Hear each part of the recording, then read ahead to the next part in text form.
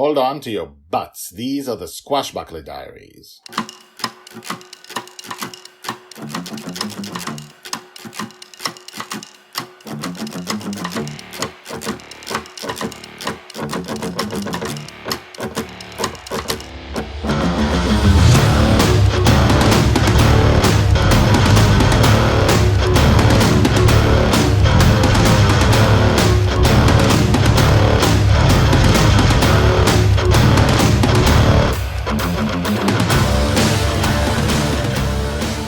Welcome back. My name is Guy Hasson, and you are listening to the Squashbuckler Diaries podcast, the daily epic fantasy podcast about Joy Shelley, the girl who lives in dreams, the girl who lives in her father's dreams. But that will not be forever, because one day she's going to find out that she's in a dream, and she's going to explore the world around her. And it won't be just one dream. It'll be an infinite, we have 7 billion dreams to choose from, at least, right? Or 8 billion. Doesn't matter. You can't be in them all, right? Anyway, plus, the Red Dragon has been warning us about dangers for Joy, that once she gets out, the ones who are looking for her will find her and bad things will happen. And the Red Dragon doesn't really expect Joy to survive that. Anyway, that's not the thing that's happening today. We are covering Joy's life from birth to death, and season 1 happens before she finds out she's in a dream. This is the prologue. We find out what makes a heroine a heroine. In childhood, we find all the stuff that will have ripples through her life. Hopefully a long life, but through her life. This is an experiment that's never been done. Not only are there going to be books for every 3 years that she's alive, starting at age 6, 9, 12, 15, 18, 21, and so on, from birth to death. It'll cover the birth, years 0 to 2, which we are not covering in the Squashbuckler Diaries. That big mystery of how she was born into the dream. How is it that her father has her, because he's not a biological father? All that stuff will be covered, not by the Red Dragon, who tells season 1 of the Squashbuckler Diaries, because she's never seen that. So we'll have to find those things out. But I was talking about how experimental this is. In between the books, we have her life, her entire life. Season 1, we're going to have like 400 episodes of season 1, and then we're going to have about 300 episodes of season 2, which is age 6 to 9. And imagine she lives to be 66, for example.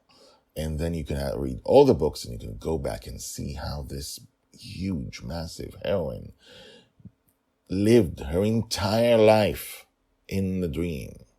A life of adventure, a life of happiness, a life of sadness. As we can see, sometimes we have adventure, sometimes we have stuff happening in the world, in her world. And just like we had in this arc, we started episode 196. With small ripples in Joy, and we saw what caused them, and we saw the evil fairy forest king try to get his revenge on her, which he may yet have gotten. And we saw what General Hawk did to him, and we saw what that did to Joy. So now, Justin is taking Joy to the infinite prison in the belly of the ship, so she can show him what happened and why she's crying. So let's begin. Episode 204, Killing is Wrong. Look! Dragonlil and Dragonfather were in the infinite prison in the belly of Bonny's revenge, where I could not see them. I could only guess what she was pointing at, a pile of dust and General Hawk's feather. They had gone into the infinite corridor, hand in hand, as Dragonfather tried to console his daughter and at the same time understand why she was crying so hard she couldn't speak. This is the evil king, the evil fairy forest king Cell, right? Ever since he had imprisoned the evil fairy forest king, he hadn't spoken to him, but he had told Joy that story many, many times. There was no answer I could hear from Dragonlil. I imagine she nodded. Where is? He killed him, look! Now Dragonfather's tone was serious and not at all confused. That's General Hawk's feather. Yes! The evil fairy forest king is dead. He killed him! There was a silence, a long silence. I did not see what was happening. Killing is unacceptable, Dragonfather said finally. Killing is wrong. Don't worry, I'll get to the bottom of this. There were steps. Both of them were walking. General Hawk, Dragonfather's voice boomed. What did you do? Do not lie. I killed him, pirate. General Hawk's voice was measured and soft. I will not apologize for it. You killed him? Yes.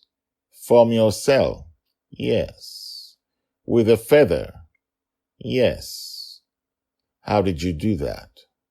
Silence. How did you get to him? A long, long silence. Why did you do it? Silence. Why did you do it? Dragonfather's voice was angry now, and I heard a familiar zzz of energy. Dragonfather was now holding a laser pistol. I will tell you, pirate, but not to the nestling here. There was another short silence. Go to the deck, sweetie. I'll be there in a couple of minutes. You let him have it? Of course. Dragon Little walked slowly out of the infinite corridor and emerged on the deck. I kept listening. All right, what happened? Dragonfather was insistent and clear. The evil fairy forest king was digging into her mind. He was making her doubt herself. He was making her doubts even bigger. For her, doubts are death. And how did you do it? I will not say. Did you break out of your cell? No, I'm the best tactician of my world. I will find a way to kill those I need to kill. How do I know you're not going to kill Joy or me? The nestling is the dearest person in my life. I would protect her with my life, pirate. That is what I did, in fact. I knew you would consider it a threat. I knew you could possibly kill me for what I have done. I did it still to protect the nestling. There was a long silence. Dragonfather said. Good job. Keep it up. Let me know if there's any other threat. I'm going to yell at you now. I understand. Never, ever kill, Dragonfather yelled. Killing is wrong. It's just wrong, and you may never, ever do it again. Or else. Dragonfather came out of the infinite prison. Do you hear me? Never, he yelled finally into the corridor. Told by the Red Dragon. Hashtags Joy, Justin, General Hawk, Death, the Infinite Prison, the Infinite Corridor, the Evil Forest Fairy King. And so we see. Parenthood. In the dream. Justin needs to teach Joy that killing is wrong. But he needs to keep Joy alive, and she has a protector on the ship, stuck in a cell, doing a murder that couldn't be done. So that sometimes is parenting, when you do one thing and you say another thing, to protect the child. And this is how Justin parents in this extreme case. However, the ripples are not done with Joy. Things have an effect. Killing has an effect. The stuff that the evil forest fairy king did have an effect. And we're going to keep seeing those tomorrow. So join us tomorrow. By the way, please tell your friends about this podcast. Spread the word. Help spread the word. You can talk to them about it. They can enjoy it as well. And we need this podcast this story to spread around, and have more people listening to it so you can have more people to enjoy it with. And now, the credits. The Squashbuckler Diaries are written and read by me, Guy Hasson. All the tags mentioned in this story are searchable at the website. You can find all the stories there in written form and, in fact, 150 Squashbuckler Diaries more. The Squashbuckler Diaries is the diary of Joy Shelley, the girl who lives in dreams. She'll be called the Forgotten Girl by her father. She'll be a true heroine. She'll change the world. This project shows her entire life from birth to death. Check out the website at guyhasson.com. That's GUYHASSON.com. I've been an author and a playwright for more than 30 years, and this is the first time I've used the guyhasson.com website, because The Girl in the Dream is my life project. If you have questions, if you want to comment, please do. You can comment at the website or email me at guyhasson@gmail.com. That's GUYHASSON, GUYHASSON @gmail.com. The theme music is called Brass Gentleman and is created by Thomas Howardek. My name is Guy Hasson, and this is my life project. Come back tomorrow, and tomorrow, and tomorrow, for more.